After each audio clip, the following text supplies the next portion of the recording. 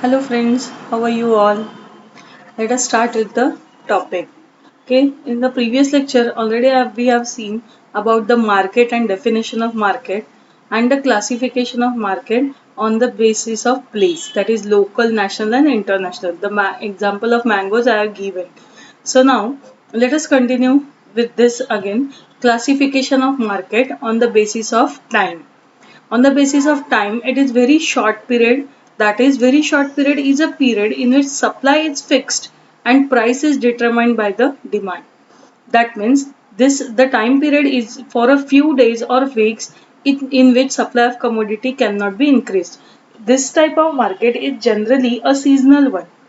We can say that, just like continuing with the example of mangoes, we cannot get mangoes for the whole year. It is up to a short period, and therefore this is the very short period market. That means the supply is fixed. Here we cannot increase or decrease the supply.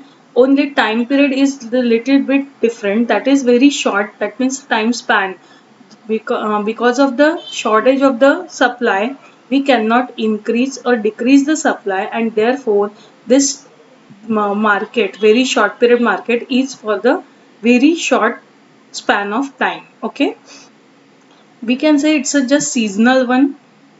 That maybe it is just like the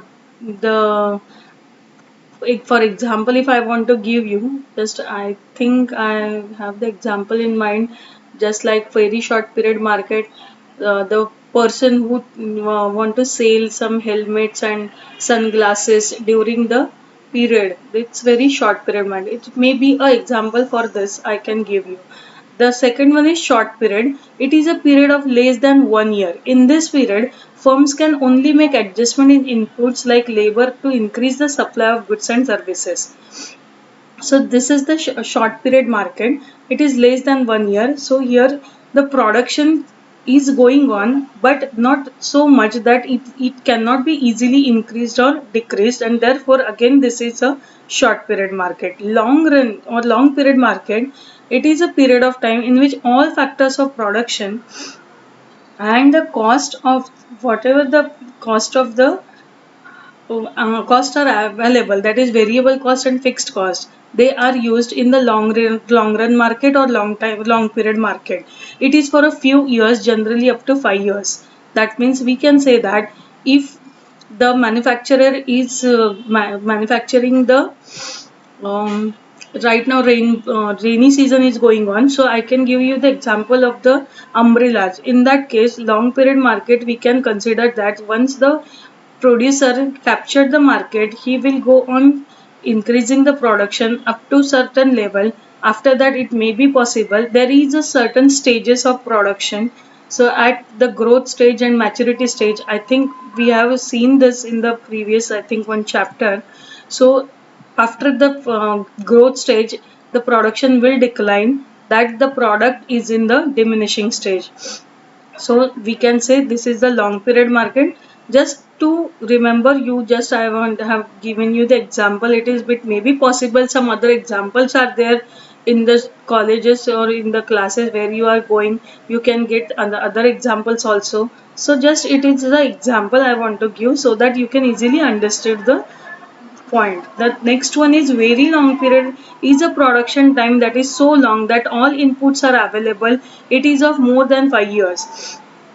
This we can say that all inputs are easily available, and therefore the time period is very long, and so we can say here the manufacturing of car can be considered for the very long period market. Okay, this is very simple one. I think the very one or two question may be asked, or otherwise it is not that much important on the from the point of view of exam. Next topic is the important one, that is on the basis of competition, and in this chapter we have to study this only, that on the basis of competition how the market is divided. See, yesterday already I have explained you about the definition of the market. In the economic sense, market is a place where goods and services are bought or sold for the monetary terms or for the in exchange of money. Okay, so again the market here, very first point on the basis of competition, is a perfect competition. Competition among the sellers and buyers is the most important criteria for the classification of market in economics, and the very first is perfect competition. See, what about the perfect competition? Today we will see the features also. Perfect competition is an ideal and imaginary concept of market rather than an actual market. In the first sentence it is given that it is an imaginary concept because in practical we cannot find a perfect competition. Mr. John Robinson defined it as perfect competition prevails when the demand for the output of each producer is perfectly elastic. So it's very a difficult situation that in practically we cannot find this type of market because demand for the output of each producer is perfectly elastic. It's very much a difficult situation. We can imagine this situation. A perfectly competitive market is one in which the number of buyers and sellers is very large. All the buyers and sellers are engaged in buying and selling of a homogeneous product without any restriction. Homogeneous, that means a same product, and all the buyers and sellers, they are dealing with the same product. So now according to this definition, all this, let us start with the features of perfect competition. The very first feature is there exist a large number of sellers and buyers. That means there must be in the market a large number of buyers and sellers. Sellers want to sell a homogeneous product and buyers want to buy only that product. Okay, this is the main thing. So that's why it is an imaginary one. None of them is in a position to influence the price and supply in the market. As mentioned earlier, each seller forms a negligible part in the total market. Seller का कोई भी part नहीं है यहाँ पे. Seller none of them is in a position to influence the price. Price को यहाँ पे कोई इन्फ्लुएंस नहीं करने वाला. Thus the sellers are price taker under perfect competition. That means whatever the price is prevailing in the market, each and every seller has to take it and they have to sell their commodity on this price only. So see, remember this point. This may be asked in the choose the correct one, that sailors are price takers under perfect competition. Okay. The next is the number of buyers is also large. As such, the share of each buyer is so negligible. That means again the number of buyers is also large.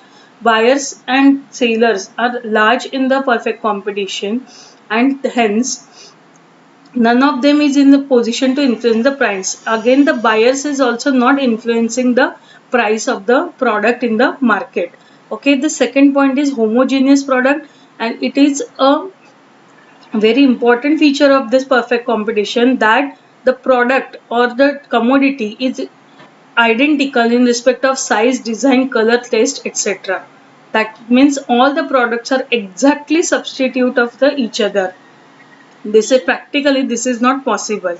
Then third one is free entry and exit. There are no barriers to the entry and exit of firms.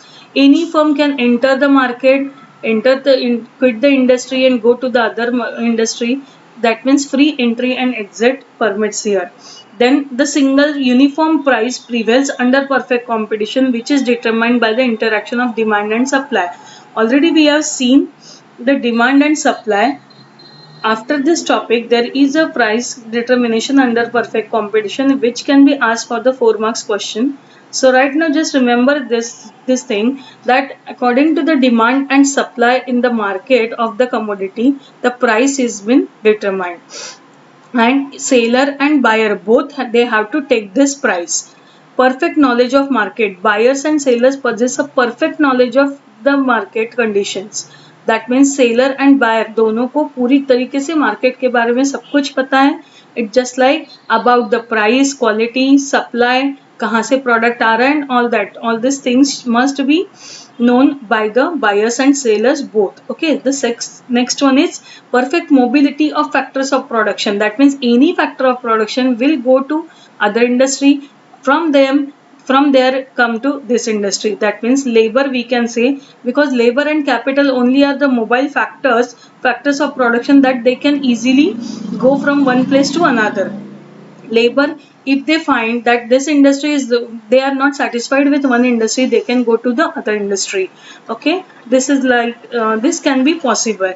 Then the absence of transport cost, this is also an important one, because where the goods are produced, at that place only they are sold. That means there is no transport cost. So again, the cost of production will definitely be decreased because due to the absence of transport cost, and therefore it is practically impossible. I already said this. No government intervention. Laissez-faire policy is an important feature of perfect competition. It means there is absence of government intervention and economic activity. Sorry, in economic activity. That means during the study of this perfect competition, there must not be a government interference. Government के कोई rules policies यहाँ पे apply नहीं होंगे, and that's why practically this is not possible. This is an imaginary concept of the perfect competition, or we can say this is perfect competition is an imaginary of form of the market. Okay, I think all of you are getting clear about this. Just go through it. If you have doubt, you can put it in a comment section. The next price determination I will explain you in the next lecture. Till then, please do like and subscribe my channel. Stay home, stay safe, and do study well. Bye.